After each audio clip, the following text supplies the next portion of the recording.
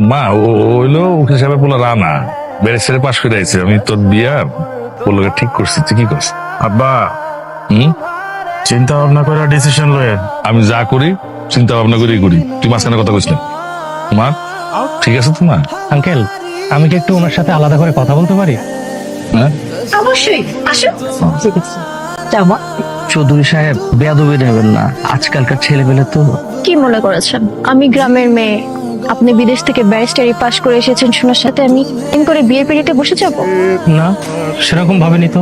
আমি চৌধুরী সাহেবের মাইয়া, আমাকে কন্ট্রোল করতে পারবেন?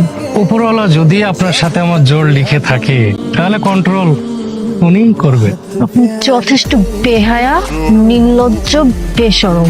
আপনার মতো সুন্দরী মেয়ে যদি জীবন সঙ্গী হয় তাহলে বেহায়া হতে তো দোষের কিছু নেই। আমি আপনাকে বিয়ে করতে পারবো না। এই কথা আপনি আপনার বাবাকে বলতে পারবেন?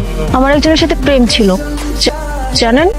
জানি, আপনার বাবা আমাকে সবকিছু বলেছে, আমার কোনো অসুবিধা নেই। এখন তো বুঝতেছেন না, বিয়ের পর বুঝবেন মায়া কি জিনিস।